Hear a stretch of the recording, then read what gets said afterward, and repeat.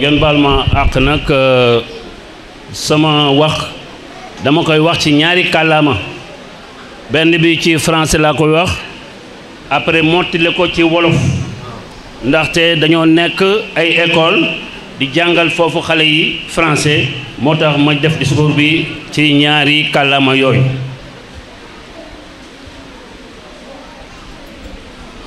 Bonsoir, chères autorités administratives, locales et politiques. Chers agents de l'administration, chers directeurs d'école, chers parents d'élèves, chers élèves, chers membres de l'association And Defar Nguent. Je me réjouis de cette opportunité que l'association And Defar Nguent m'a offerte pour m'adresser devant cette auguste assemblée dans le cadre de la journée de l'excellence organisée par cette même association. Cet événement revêt plusieurs significations pour moi. Il s'agit de quoi? D'honorer aujourd'hui des élèves. Lesquels élèves? Les meilleurs de leur classe, les meilleurs de l'école. En honorant les élèves, on honore en même temps les parents d'élèves, on honore les enseignants, les directeurs d'école et en même temps tout ce qui se trouve, les personnes qui se trouvent dans le quartier. Pourquoi cet événement a une double signification? Quand on honore un élève, ça permet à cet élève-là de se dire, voilà, l'année prochaine, je vais faire encore des efforts pour faire partie de ceux qui sont sélectionnés. Et en même temps, le parent d'élève est honoré. Il se dira que voilà, moi aussi, j'ai mis ma pièce à l'édifice au niveau de la maison pour que mon enfant soit sélectionné. Donc, le parent aussi a fait des efforts. L'enseignant et les directeurs d'école qui se trouvent dans les écoles aussi, ils ont du mérite. Parce que s'ils n'avaient pas fait leurs efforts d'enseignement, ces élèves-là n'allaient pas être excellents jusqu'à être choisis aujourd'hui. C'est pourquoi cet événement revêt une importance capitale pour nous enseignants et pour nous habitants de Nguent. Mais si ce n'était pas la clairvoyance de l'association And Defar Nguent, cet événement n'allait pas avoir lieu. Une clairvoyance qui les a poussés à initier cette journée, mais une clairvoyance aussi qui les a poussés à choisir les bons parrains, les meilleurs parrains, et aussi d'honorer aussi d'autres personnes qui sont dans la localité. Je peux parler du parrain, je peux parler de la marraine, je peux parler aussi des deux honorés. Concernant le parrain, M. Bakatouré, qui est encore un enseignant, mais aussi qui est un conseiller municipal au niveau de la mairie Nord. Mais je dirais à tous les élèves qui sont ici, ou bien les parents d'élèves qui sont là, qui étaient confrontés à des problèmes d'état civil de leurs enfants, c'est grâce à Bakatouré que tous ces problèmes-là sont réglés au niveau de la mairie. Il faut l'applaudir.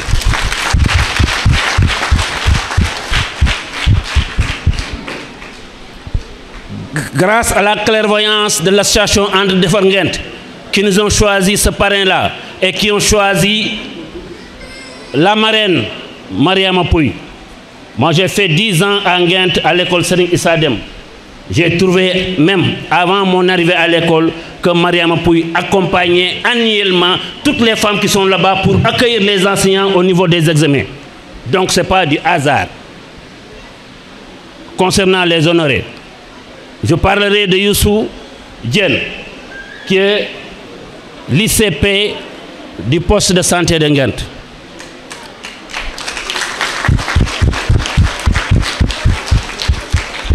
Nous sommes bien placés en tant que directeur d'école pour parler de Youssou. Durant les 10 années que nous avons faites ici à Nguent, il a accueilli à bras ouverts tous les élèves, tous les enseignants qui étaient confrontés à un problème de santé. Il faut l'applaudir.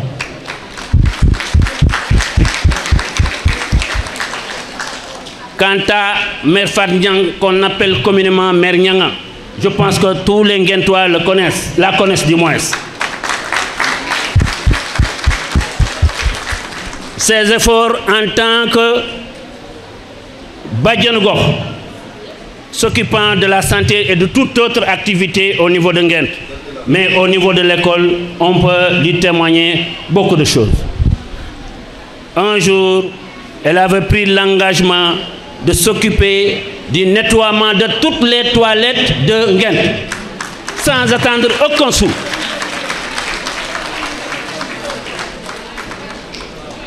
Je l'ai vu au moment où on distribuait les vivres concernant le Covid-19. Mère Nianga avait préféré donner même sa place à d'autres, et pourtant elle en avait besoin. Chers invités, chers parents d'élèves, l'association And Defar Nguent, dirigée par Mohamedou Sarr, si on vous dit que c'est une association de développement, je pense qu'il est facile de croire en cela. Parce que toutes ces activités, du matin au soir, à longueur d'année, à longueur de journée, se résument au développement de Nguent. Je vous remercie, chers invités, chers parents d'élèves. Dis donc commencer nous qui par le représentant du maire donc de la commune de Thiès Nord. Ensuite donc le président de l'association And Defar Nguent, le chef de quartier et tous les invités. Madame, je veux remercier vous pour cette journée. Je pense que donc le soir n'est pas fortuit. Je veux remercier quand même donc monsieur le président et donc je choisi donc pour parler donc au nom des honorés. Je veux remercier aussi tous les élèves, tous les récipiendaires qui seront primés donc aujourd'hui. Je veux wax avant tout donc la situation de la santé donc dans dans le quartier. Je dis avant tout pour remercier donc Mère Nianga. Mère Nianga, moi donc la présidente des Badian Gox du quartier.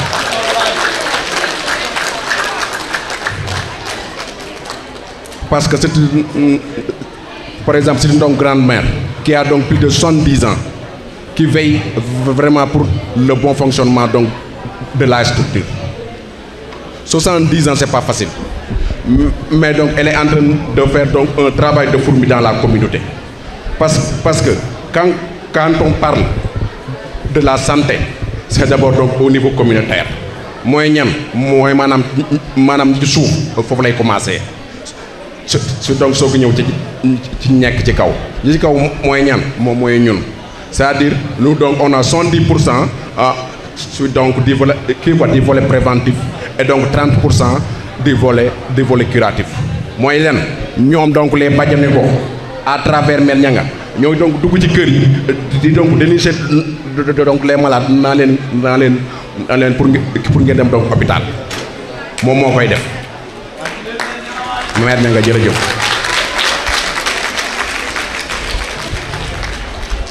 Ensuite donc li ci des aussi mooy donc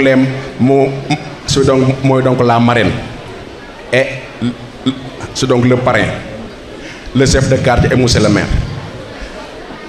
Je vous dis donc merci pour la confiance. Parce que lan moo tax ñoom ñëpp ku ci nekk am nga donc les moyens.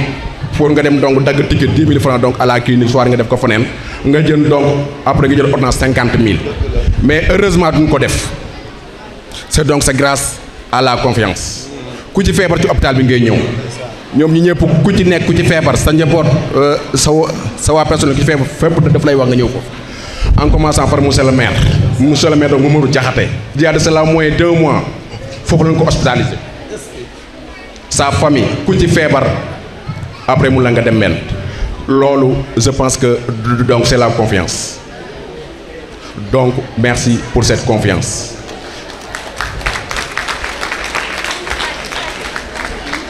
Ensuite, je vais Nguent donc a une situation géographique particulière. Parce que nous donc en tant que technicien souvent dañuy def ay réunion de coordination di xol yan fièvre mo fi ëpp ak yoy. Mais fi né bo xolé fi franchement je dis c'est dans toute la région de Thiès. Je dis bien quand on parle de la région, c'est Thiès, Mbour donc Tivaouane. Boko bolé par exemple les cas de Palu, boko bolé tous les postes de santé, c'est le poste de santé de Nguent qui bat les records. Mais ça, c'est une bombe à retardement. C'est une bombe à retardement. C'est vrai que les Badjanougor, d'abord donc je salue donc la présence de la présidente régionale des Badjanougor, en l'occurrence Mme Fat Badiane. Fat Badiane. Donc je pense que Nguent a un rôle crucial à jouer. Maintenant, quel est le rôle? Quel est le rôle des populations dans le système de santé à Nguent? C'est la question que je me pose. La réponse est simple. C'est la sensibilisation. C'est la sensibilisation d'abord. La sensibilisation, c'est quoi? Vraiment, les Badjanougor sont en train de jouer un rôle extraordinaire sur ça. Mais malheureusement, il y a ce qu'on appelle aussi des maladies, c'est-à-dire donc les maladies donc chroniques. Il y a des sensibles, mais ça reste. Pourtant, les Badjanougor, ils disent que ba siag ni ma yuusu kee may gis nee de li ma gis nee li ma gis ci moom lii la ak lii la mais nag su ma sonn mu ñëw mais boo ko waxee day bañ bu ñëwee man leen bon da ngeen jéem a dem ngeen waxtaan ak moom y a de cela juste donc 1 an ki mel ñang moo ko def ñëw ni ma yuusu kee ma gis fee de ab jaaykat la mais damay gis ñu koy wër mais daal la ma gis nee daa feebar ma ne ko ah oui mu ne ma waaw ma ne ko léegi da ngay dem ba jéem a kii ko nga jëm ko naxataan ak moom après bu ñëwee dañ ko consulter xool ko mu dem ñu waxtaan ñu woo ko mu ñëw mais ñëw souvent kii ko malheureusement boo leen ko waxee souvent dañu xaw réticent quoi mais moom nag mu réussir donc ba convaincre leen ñu ñëw effectivement bi ñu defee test yi effectivement li mu waxoon loolu la te koo xam donc jàngul école jàngul dara c'est-à-dire elle a reçu donc information sur le tas c'est simple kooku noonu lañ ko wooyee noonu la ko traité ba mu wér boo fi mu ne alhamdulilah mi ngi dox kii quoi mi ngi dox donc ay soxlaam.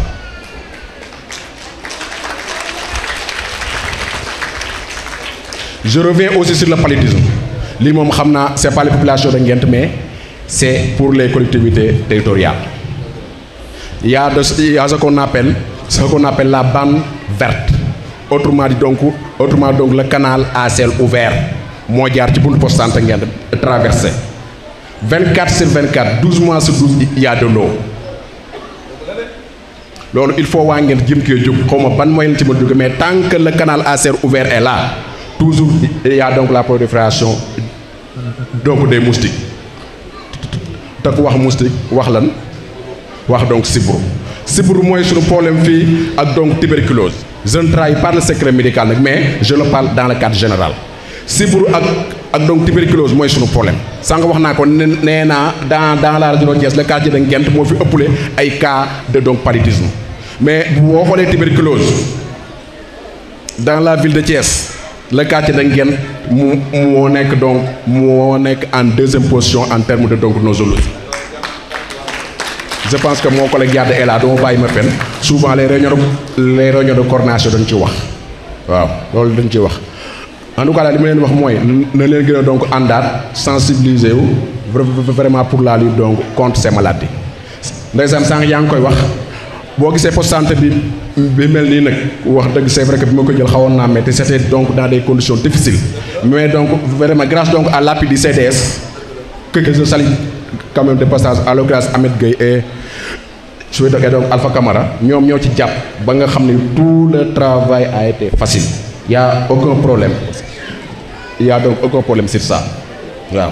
Vraiment, je ne saurais terminer sans donc remercier donc mes parents, donc mes 2 familles qui sont donc à Tarkaou, et donc à Médina Fall, elles sont là présentes. Ensuite donc ma femme, merci Madame Diène. Remercier aussi l'ensemble du personnel. L'ensemble du personnel, donc à l'occurrence, donc Madame Ngom, merci pour la représentation. Merci donc, merci aussi aux infirmiers. Merci donc à toute l'équipe communautaire. Et merci donc. Il y a aussi mes amis d'enfance qui sont là. Voilà, donc, nous beaucoup lycée Ousmane Ngom, voilà, donc, université. Ils sont là, de remercier au bar. Voilà, merci beaucoup. Merci Fally. Ñu ngi leen di nuyu yéen ñëpp ci seen tur ak seen sant di leen gërëm yéen ñëpp ci seen teewaay waaye di njëkk a jubal suñu nuyoo di ko jëmale ci Amadou Sarr di suñu raq bu baax nekk jàmbaar ci wàllum liggéey te du def dara te ñun boolewuñ ci moo tax ba ñu yëgalee bés bi ñu am cawarte bu baax ñëw ci ndax dañoo yàgg ànd ak moom di liggéey ci lu bari bis yu mel nii dafa baax ci gox te tey boo seetloo taxawaay bi nekk fii dafa rafet ndax kilifa aada yi ak kilifa diine yi administration centrale nekk fii poste ñi jiite gox bi poste santé yi nekk fi ICP nekk fi parents d'élèves yi nekk fi ñëpp boole nekk fi mu xam ne lépp luy doxal gox maanaam suñu waroon def na ñoom ñëpp boole nañ fi kon tey bés yu mel nii bu amee boo ko fekkee da ngay seede rek li nga xam ne moom nga yàgg a fekke te moom nga yàgg aussi teewlu muy ànd defar ngeen bi nga xam ne ay jeunes yu engagé lañ nekk ay jeunes yoo xam ne li ñuy def xaaruñu ci dara yàlla rek moo tax ñu koy def te am naa ci ay seede yu bari ndax samay raq yu baax ci nekk ak samay doom di ànd chaque jour di def liggéey bu am solo boo xam ne ñi ngi koy tàmbale bu école ibbee lañ koy tàmbale di joxe ay fourniture ba ni école di tëjee ñu tàmbale aussi di joxe ay primes yu mel nii pour jox ko xale yi nga xam ne dañoo nekk ay gone yu jàmbaar seen parents yi toppatoo leen ba ñu mën a am ay notes yu baax ba na bokk ci prix yi kon su ko defee ñun en tant que partenaire nekk des partenaires engagés di nekk à côté de ànd defar ngent di leen jàppale ci lu ñu mën ci suñu wàllum liggéey ndax jàng aussi mënoo koo wax te waxoo ci infrastructure maanaam xale yi mënuñu jàng surtout xale yu jigéen ñi nga xam ne école yi dafa war a am ay toilettes yu baax yoo xam ne xale yi jigéen ñi dañ ci mën di leb mais aussi ay toilettes yu set yoo xam ne xale yi bu ñu demee dinañ moytu ay infection moo tax ñuy ñaax bu baax a baax les partenaires engagés ñi nga xam ne seen loxo mat na seen ginnaaw ñu góorgóorlu ci leen suñu borom suturaal ñu boole ci di gisanteeg waa am na defar ngent di ci def seen doole pour que infrastructure yi nga xam ne moo nekk ci biir zone ngent bi yëpp ñu ciy mën di fexe defar seen toilettes yi defaraat salle de classe yi defaraat muru clôture yi waaye aussi toiture yi nga xam ne moom lañu war a def aussi jëm ci yeneen volet donc ñun suñu taxawaay boobu rek la ndax ay doomu ngent lañ fii lañu juddoo màggee fi yaroo fi dem Ndakaaru jàngi ñëwaat nekkaat tamit ci biir nekkaat fii di ci def suñu taxawaay ànd ak waa ànd defar ngent pour nga xam ne gox bi dina jëm kanam li ci topp muy doyen Diop bi nga xam ne moom mooy directeur école bi nga xam ne nga nekkoon école Issa Dème nekk doyen bu baax boo xam ne am na taxawaay bu rëy boo xam ne yàgg na ko def ci quartier ci biir quartier bi ndax yàgg naa diggante ak moom téléphone ci lu bëri kon ñu ngi leen di ziar bu baax di leen encouragé yéen waa ànd defar ngent xale yi aussi yi nga xam ne seen parents yi ñoom ñoo leen di corriger ca kër ga gën leen jàppale gën leen a ñaax gën leen a toppatoo pour que seen avenir suba mën a ñëw ndax jeunesse moom mooy donc avenir u réew te jàng moom mooy passeport u avenir donc je pense que ne journée yu mel nii buñ ci nekkee dañoo war di ñaanal parents d'élèves yi suñu borom di def seen poste dara ndax ñu gën a mën a jàppale aussi tout tànk yi kon donc ñu ngi leen di ziar yéen ñëpp di leen wax ne suñu partenaires yi xam ne ñoo nekk suñu ginnaaw ànd ak ñun dinañ ci def suñu pexe suñu kattalay kattam pour côté bi nga xam ne ñoom moom la ñu doon soxlaa ci wàllum liggéey ci wàllum infrastructure bi dinañ leen ci jàppale ci kàttan yàlla jërëjëf. auzu billaahi mina sheytaani rajiim bi ñu sante yàlla julli si yonent bi alayhi salaatu wa salaam auzu billaahi mina sheytaani rajiim bi ñu sante yàlla julli si yonent bi alayhi salaatu wa salaam ñu ngi sant suñu ñaari waajur di remercier waa ànd defar Ngent di remercier Amady Sarr ak membre staffam yëpp maa ngi nuyu tamit monsieur Diène di ko remercier moom mi nga xam ne docteur Diène parce que suñu poste santé bi ku ñëw ngoon mooy suñu sac ndax gis nañ lim ko defaree macha allah di ko ñaanal gudd fan ak wér di ko ñaanal maire ñanga di ko ñaanal membre yi nekk fii yëpp di ñaanal parents d'élèves yi di ñaanal directeur d'école bi ak enseignants yëpp di féliciter tamit élèves yi bu baax a baax a baax di leen wax ne jàng rek moo wóor te jàng yàggul ñàkk jàng rek moo yàgg ñu ngi leen di encourager di leen féliciter di leen ñaanal gudd fan ak wér gu yaram ndax lii vraiment sac la ay xale yu ndaw ñu leen di primer lii dafay wane ne il faut ngeen am volonté pour góorgóorlu mën a jàng dem ba am bac lii doo leen ko fàtte ba am seen liggéey te j'espère que tey moom xam naa ne jigéen ñi ñooy primer waaw ñu ngi leen di féliciter bu baax di remercier waa ànd defar Ngent di remercier chef de quartier ak waa Ngent yëpp ak waa ànd defar Ngent maa ngi leen remercier merci beaucoup. dama siif man naa ni le micro mais lu tax ma siif ko c'est parce que il faudrait que les gens sachent que le fait que la marraine choisie a été Mariama Pouye c'est pas fortuit. C'est tout simplement parce que elle a toujours œuvré pour la bonne marche de l'école. ma continuer ci olof pour ñenn ñi ndaxte directeur Diop wax na ko sànq nee na yàgg na di dimbali les maîtres bi ñu masaana ñëw commission d'examen entrée en sixième moom mii ñoo taqaloo woon kër da daan togg dem di leen jox ñuy lekk. beneen bi mooy pourquoi c'est pas fortuit ñëpp xam nañ ni jëkkër bu nekk du fekkee ni sa soxna amul yenn gis-gis yi mën na am li nga xame ni bëgg nga koo def du antu ñaari affaire def na ko benn bi mooy il faut ñu gërëm leen ci école salle bii ñu def CM Ngent bii CM Ngent salle benn bu bees bi jëkkëram moo ko tabax jëkkëram moo ko équipé avec un tableau magnétique te du amee c'est grâce à elle parce que du nanguwul woon du am beneen bi mooy c'est trop récent ce que je dis parce que il s'agit des ouvertures de cette année ren kese le jëkkëram je ne sais pas est-ce que le remplaçant de monsieur Diop est là oui ou non le directeur d'école actuellement bi ñuy demee ñoom bay jooy photocopieuse à l'école parce que ñëpp xam nañ ni école dafa changer mode il faudrait que à chaque fois ñuy def des polycopies pour des activités de l'élève pour les évaluations.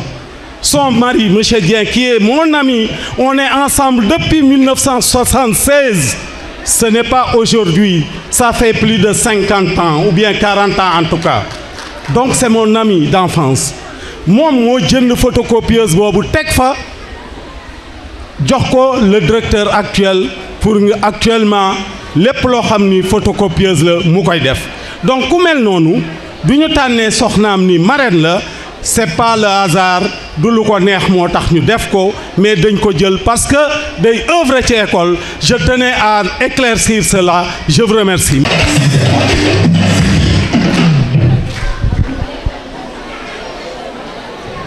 Merci beaucoup merci beaucoup doyen.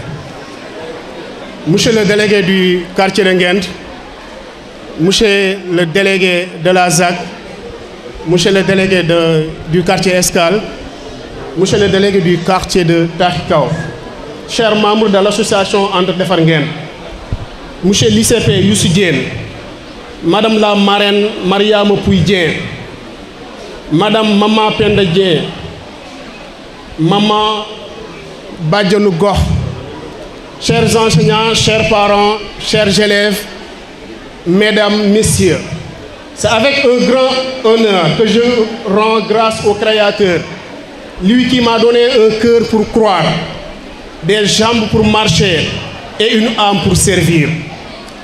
Je rends hommage à mes parents, ces zéros silencieux, chers rochers sacrés, sur laquelle j'ai bâti toute ma vie. Sans eux, je ne serais qu'une flamme sans feu. Je ne vais pas ici en costume, je vais en mémoire. J'ai tout appris ici. C'est ici que j'ai fait mes premiers pas. Trébuché, pleuré, couru après des ballons dans les rues sablonneuses. C'est ici que j'ai cueilli des mangues vertes avec des rêves rouges. C'est ici que j'ai eu mon entrée en 6e, avec des cahiers usés, mais une tête pleine d'espoir.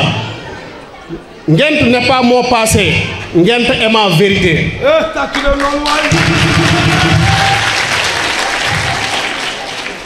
Aujourd'hui, alors que le Sénégal trace son destin avec l'agenda Sénégal 2050, nous sommes à la croisée des chemins. Cet agenda n'est pas un slogan, c'est un appel. Un engagement national à construire un pays de justice, de dignité et de progrès. Mais rien de tout cela ne sera sans une jeunesse formée, debout, consciente et armée de savoir. Car l'arme la plus puissante d'un peuple, ce n'est pas l'or, ce n'est pas le pétrole, c'est l'éducation et c'est pour cela que nous sommes ici. Pour célébrer l'excellence, cette lumière rare qui jaillit quand on cultive l'effort, la persévérance et l'amour du savoir. Chers lauréats, je vous regarde et je me revois, des enfants brillants, les yeux pleins de futur. Et je me rappelle cette phrase immortelle de Victor Hugo.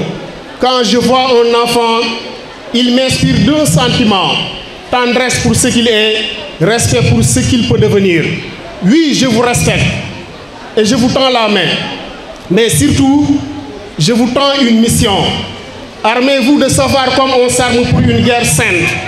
Respectez vos parents, car leur bénédiction vaut plus que 1000 diplômes. Écoutez vos maîtres, car ils vous montrent des routes qu'ils ne prendront jamais eux-mêmes. Et aimez Ngent, servez-le, relevez-le. À côté de vous, il y a des hommes et des femmes qui bâtissent sans bruit. Je veux citer l'association And Defar Ngent.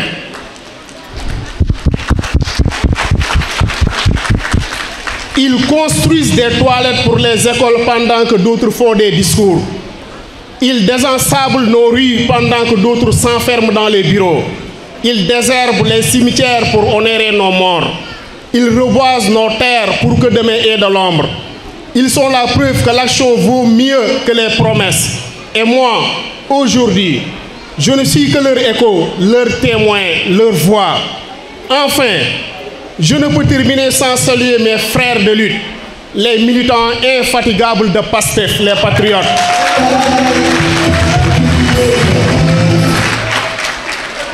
Ceux qui ont cru quand il y avait plus d'espoir, ceux qui ont tenu debout quand tout poussait à genoux. Et je rends un hommage solennel, presque sacré, à notre mentor, notre phare, notre frère aîné, le ministre Biram Souleye Diop. Un homme qui incarne la droiture, la fidélité et la vision. Un homme debout dans une époque penchée. Quand l'histoire s'écrira, son nom ne sera pas cité, il sera invoqué. Ngent est une étoile qui doit briller. Et je vous le dis aujourd'hui, avec toute la force de ma foi, là où les enfants excellent, les peuples se révèlent.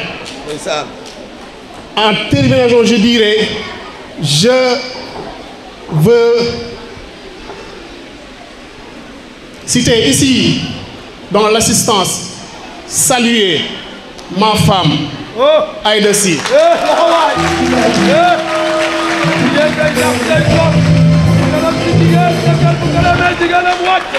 Le saluer parce qu'il m'a tout donné.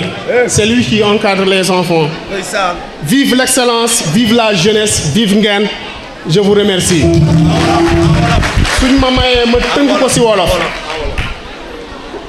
gannaaw ba ma nuroo mbooloo mi yépp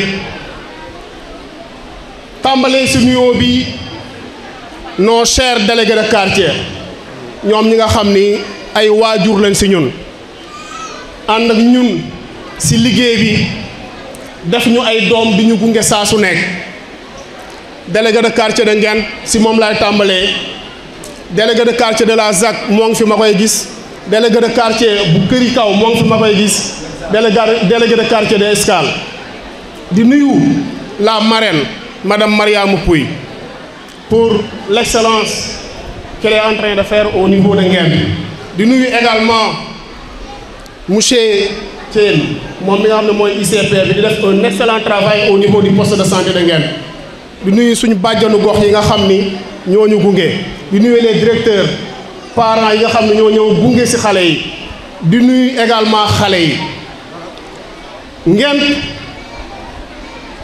fii laa yaroo Nguent sama quartier la boo xam ne dama ko def sama biir xol fii lañ doon fréquenté matin soir fii lañ nekk doon jóge kër Pa Amadou Sarr di dem kër Pa Oustaz Touré di fa jóge di dem chez la famille Tavares di terminer jee chez la famille de Birane Touré feu Oustaz Touré ñooñu lañ doon àndal léegi-léegi nawetaan jot ñu dem seetaani ñoon Seydou Tavares kon quartier bii la ñu mooñe quartier bii la ñu xam quartier bii moo nekk suñu biir xol quartier bii rek lañ am moo tax ay métitam suñuy métit la ay jàngoroom suñuy jàngoroo la waaye quartier bii kat su fekkee am na de l'excellence comme niñ ko gisee aujourd'hui ak suñu doom yi suñu xol day seet moo tax mënuñu lu dul gërëm l'association And Defar Nguent de par son présidence Amadou Sarr ndax tey suñ nee association bi ñoo ngi construire des écoles ñoo ngi construire des salles de classe da nga naan And Defar Nguent la soo gisee association buy désherber ay cimetière di dindi ñax yi association And Defar Nguent la soo gisee association boo xam ne dafay désensabler c'est-à-dire que di dindi suuf si nekk si tali bi da ngay ñëw si association And Defar Nguent ñoo ngi def reboisement ñoo ngi def don de sang kon yéen waa And Defar Nguent association And Defar Nguent ñoo ngi leen di gërëm di leen sant lu tax tey ngeen doon partenaire ak maire bi c'est parce que tout simplement ñun association yii la ñuy wër moo tax ñoo ngi leen di gërëm su ma tourné nag xool xale yi sama yaram day daw damay fàttali li borom xam-xam bi Victor Hugo doon wax naan quand je vois un enfant il m'inspire deux sentiments un sentiment de respect et de pitié envers ce qu'il est et ce qu'il peut devenir demain maanaam Victor Hugo doon wax naan saa su ma nee jàkk ni xale damay am ñaari yëg-yëg benn yëg-yëg bi mooy damay am si moom yërmande ndax mënalul boppam dara dañ koy solal di ko jox muy lekk di ko jàngal di ko defal lépp mu ni donc kooku damay am ci moom yërmande mu ni beneen sentiment bi mooy sentiment de respect ndax kenn xamul xale yi nii suba lan la ñuy doon mais ñaan nan ñu dooni des présidents des ministres des députés des administrateurs tout simplement de vrais patriotes mënuma terminer nag sama discours te du ma remercier ma famille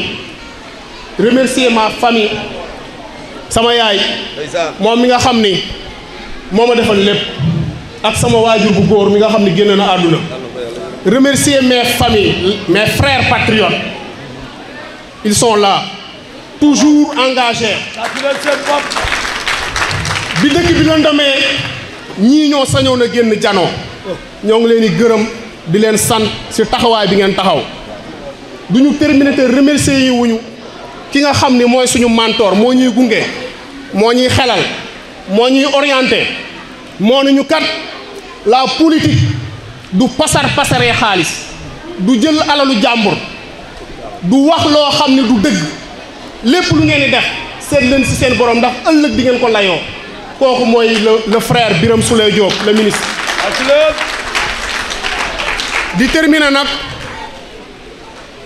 pour gërëm soxna si ndax ñun nous sommes des missionnaires de la collectivité locale du ñu tëdd heure du ñu yeewu heure léegi bala ñoo agsi sax xale yi nelaw mais moo ngi fi di orienté di sang di def li nga xam ni moom la waajur war a def maa ngi koy gërëm di ko sant di gërëm mbooloo mi yëpp encore une fois di gërëm l'association ànd defar ngeen jërë ngeen jëf